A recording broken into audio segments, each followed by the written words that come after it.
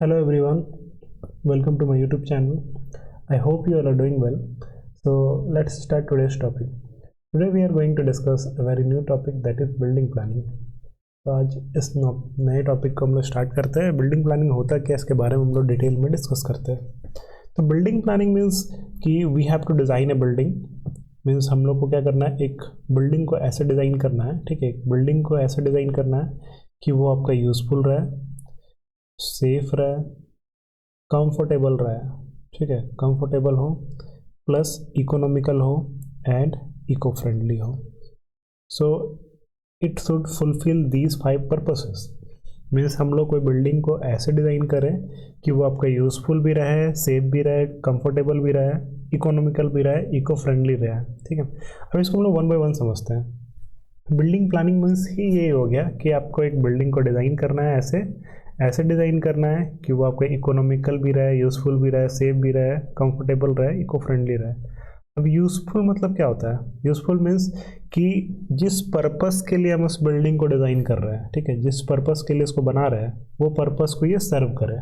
ठीक है, जैसे अगर घर बना रहे हैं, ठीक है, तो वो घर वाले पर्पस को सर्व करे, घर के लिए जो भी जरूरी है वो उसमें रहे.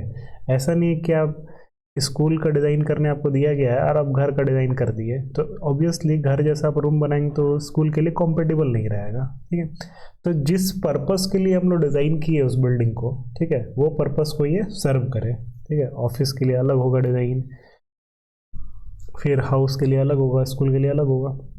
Next, it should be safe. ठीक है, जो भी बिल्डिंग हम लोग डिज़ाइन कर रहे हैं वो सेफ रहना चाहिए. तो सेफ कैसे रहेगा? अगर बिल्डिंग आपका स्ट्रांग रहे, ड्यूरेबल रहे, ठीक है, और जितना भी सेफ्टी रूल्स है उसको फॉलो करे, ओनली इन दैट केस वो सेफ रहेगा. ठीक है, तो बिल्डिंग प्लानिंग में हम लोग अभी तक क्या समझे कि हम लोग को एक बिल्डिंग को ऐसे डिज़ाइन करना है कि वो यूज़फुल रहे, सेफ रहे, कंफर्टेबल रहे, इकोनॉमिकल रहे, इको फ्रेंडली रहे. क्लियर? तो यूज़फुल में हम लोग समझे कि जो भी पर्पस के लिए हम लोग उस बिल्डिंग को बना रहे हैं वो उस पर्पस को सर्व करे. ठीक है, ऐसा नहीं है कि हम लोग स्कूल के लिए घर जैसा बिल्डिंग बना दिए तो वो उस पर्पस को सर्व ही नहीं कर पाएगा. मतलब हम लोग के स्पेस को बेस्ट यूज़ करना है. ठीक है, स्पेस हो गया, मनी हो गया, रिसोर्स हो गया, ये तीनों का बेस्ट यूज़ करना है. इसी को हम लोग बोलते हैं बिल्डिंग प्लानिंग. क्लियर है? नेक्स्ट, कंफर्टेबल मतलब क्या हो गया? कंफर्टेबल मतलब it should be well ventilated. ठीक है, मीन्स एयर सर्कुलेशन अच्छे से होना चाहिए. वेल लीट मीन्स नेचुरल लाइट जो है वो आना चाहिए एंड ईजी टू यूज़. तो अगर ये तीनों कंडीशंस रहेगा हम लोग ईजिली उसको यूज़ कर पा रहे हैं. क्लियर है? वेल लिट है मतलब नेचुरल लाइट आ रहा है अंदर, वेल वेंटिलेटेड है, तो इसका मतलब क्या है कि आपका बिल्डिंग जो है वो कंफर्टेबल है. Next, economical. Economical means it should be built with in budget without wasting money और मटेरियल्स. तो economical means with in budget हम लोग का वो बनना चाहिए. ठीक है, जितना हम लोग के बजट है उसके पास है, बिना पैसे और मटेरियल के बर्बादी किए. Clear? Next, eco friendly. Eco friendly means uses sustainable materials and saves energy. Eco friendly मतलब ये हो गया कि हम लोग जो है इको फ्रेंडली मटेरियल यूज़ करेंगे, मतलब कि जिससे हम लोग का इन्वायरमेंट को कोई हार्म ना पहुँचे. हम लोग जो नेचुरल रिसोर्स है जो कि नॉन रिन्यूएबल होता है उसको हम लोग ज़्यादा से ज़्यादा मतलब कम से कम यूज़ करें, ज़्यादा यूज़ नहीं कर ले, ताकि हम लोग फ्यूचर जनरेशन भी उसको क्या करे, यूज़ कर पाए. ठीक है, तो अगर हम लोग शॉर्ट में बात करें तो it is about making the best use of space, money and resources to create a functional and beautiful building. इसका मतलब क्या है? बिल्डिंग प्लानिंग मतलब ही हो गया कि हम लोग स्पेस का अच्छे से यूज़ कर पाए, मनी का अच्छे से यूज़ करें और रिसोर्स का अच्छे से यूज़ करके हम लोग एक फंक्शनल और ब्यूटीफुल बिल्डिंग बनाएं. इसी को क्या बोलते हैं? Building planning. क्लियर है? आई होप ये आपको समझ में आया होगा. आगे बढ़ते हैं. What are the factors that affect building planning. तो सबसे पहला फैक्टर मतलब वो कौन कौन सा फैक्टर है जो कि बिल्डिंग प्लानिंग को अफेक्ट करता है. मतलब आप बिल्डिंग को डिज़ाइन कर रहे हो तो क्या क्या फैक्टर जो है उसको अफेक्ट कर सकता है. तो पहला तो है पर्पस ऑफ द बिल्डिंग.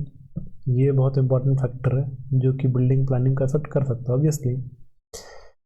तो हम लोग को सबसे पहले डिसाइड करना पड़ेगा कि आप रेसिडेंशियल बना रहे हैं, कमर्शियल बना रहे हैं या इंडस्ट्रियल बना रहे हैं, ठीक है, कौन सा बिल्डिंग आप डिज़ाइन कर रहे हैं।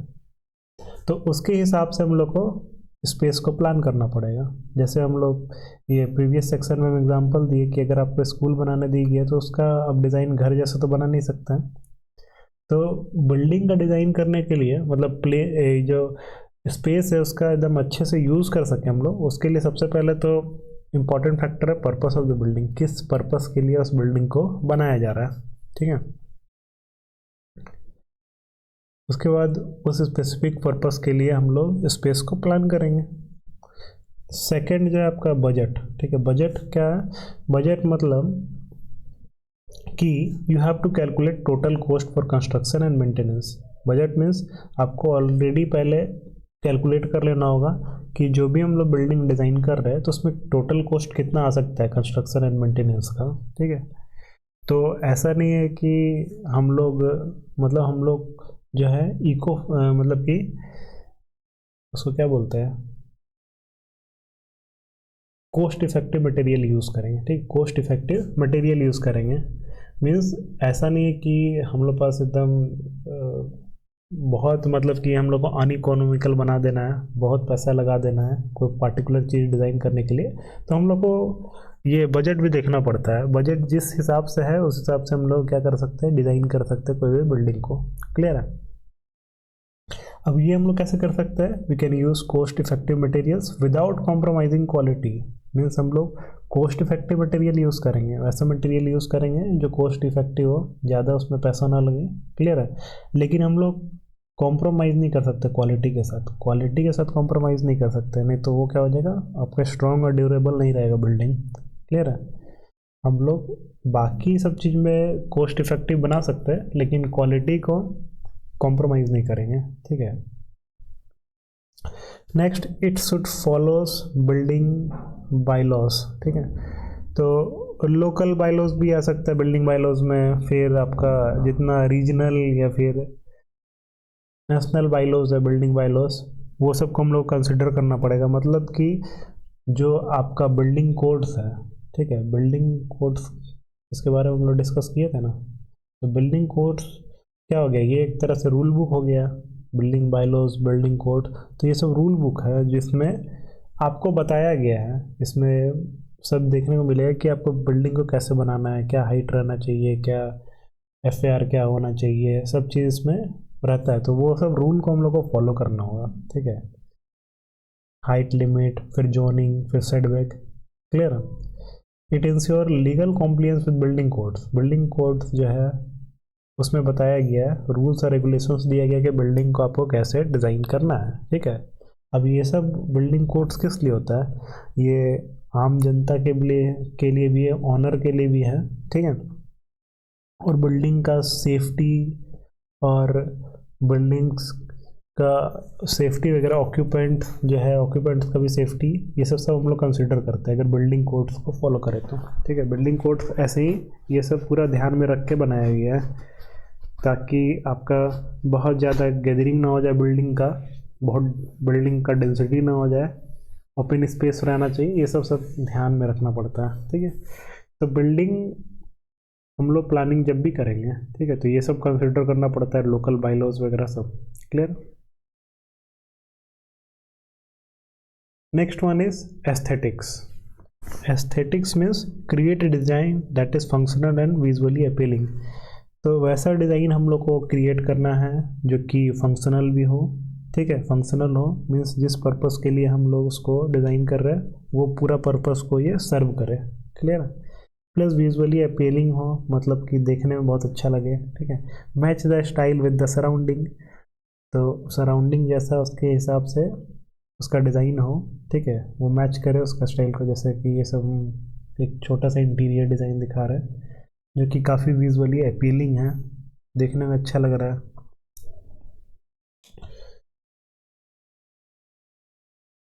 Next one is environmental impact. तो use eco friendly materials and plan for energy efficiency. तो वैसा मटेरियल हम लोग यूज़ करेंगे जो इको फ्रेंडली हो। इको फ्रेंडली मतलब कि जिसका इन्वायरमेंट में कम से कम इम्पैक्ट पड़े, ठीक है, मतलब इम्पैक्ट कौन सा, नेगेटिव इम्पैक्ट पड़े। क्लियर है?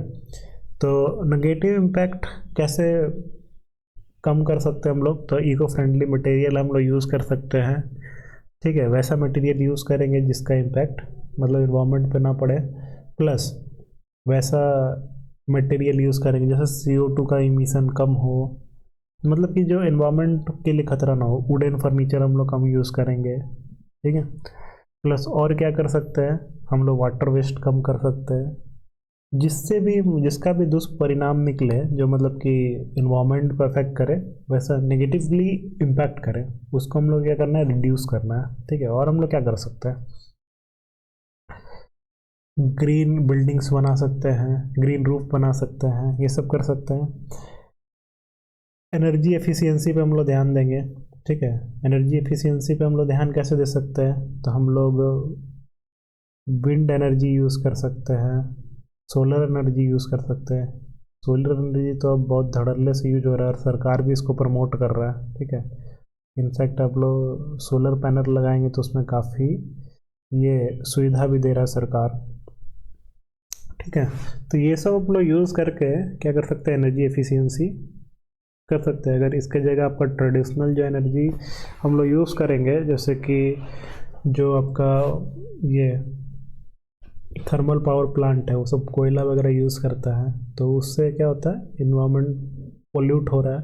तो हम लोग बिल्डिंग को ऐसे डिज़ाइन करें कि वो मिनिमम जो है आपका इम्पैक्ट करे इन्वायरमेंटल, नेगेटिव इम्पैक्ट करे इन्वायरमेंट को। Clear? Reduce the buildings environmental footprint, same चीज़ है जो कि ऊपर एक्सप्लेन किए कि बिल्डिंग को आपको ऐसे डिज़ाइन करना है जिसका नेगेटिव इम्पैक्ट इन्वायरमेंट में कम से कम पड़े। क्लियर है? I hope you like the today's short lecture. This is all for today, thank you so much. बाकी का आगे का लेक्चर हम अभी प्रिपेयर नहीं कर पाए, वो कल हम लोग डालेंगे, ठीक है। Thank you so much and kindly like and subscribe my channel in order to get so much videos like this.